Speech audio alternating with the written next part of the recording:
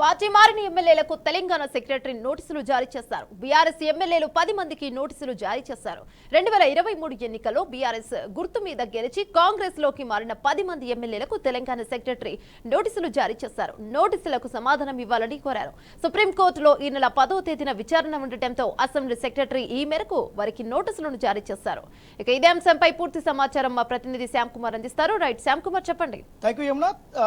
2023లో తెలంగాణలో ప్రభుత్వం మారింది. ఈ 2023లో కాంగ్రెస్ అధికారంలోకి వచ్చిన తర్వాత ఎవరైతే బీఆర్ఎస్ నుంచి గెలిచిన 10 మంది ఎమ్మెల్యేలు కాంగ్రెస్లో చేరారు. దీంతో వారి సభ్యత్వం రద్దు చేయాలని బీఆర్ఎస్ న్యాయపోవడానికి దిగింది. ఈ క్రమంలో సుప్రీం సైతం వారికి నోటీసులు ఇవ్వడానికి ఎంత సమయం కావాలంటూ స్పీకర్ను మందలించింది. ఈ క్రమంలో కీలక పరిణామం చోటు చేసుకుంది. తాజాగా పార్టీ ఫిరాయించిన ఎమ్మెల్యేలకు స్పీకర్ కార్యాలయం నుంచి నోటీసులు అయితే జారీ అయ్యాయి. సుప్రీంకోర్టు ఆదేశాల మేరకు ఈ నోటీసులు జారీ చేసినట్లు అసెంబ్లీ కార్యదర్శి తెలిపారు. బీఆర్ఎస్ నుంచి కాంగ్రెస్ లో చేరిన 10 మంది ఎమ్మెల్యేలకు అసెంబ్లీ కార్యదర్శి నోటీసులు అయితే జారీ చేశారు. పార్టీ ఫిరాయించడానికి దారితీసిన కారణాలకు లిఖితపూర్వక సమాధానం చెప్పాలని ఆ నోటీసులో పేర్కొన్నారు.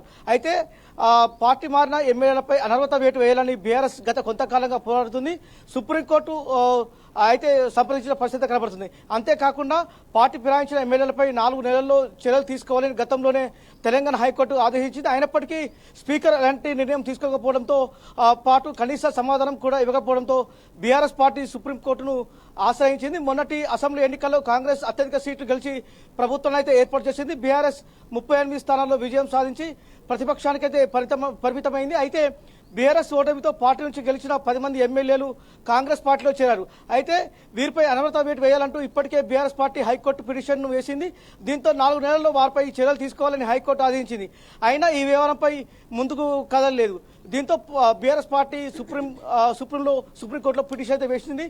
మొదట తెల్ల వెంకట్రావు, కడియం శ్రీహరి, దాయన ఆందర్పై అనర్హత వేటు వేయాలని బీఆర్ఎస్ పిటిషన్ వేసింది. ఆ తర్వాత మరో 7 కూడా పార్టీ మారడంతో వారిపై కూడా ఆ వేటు వేయాలని సుప్రీంకోర్టును ఆశ్రయించింది.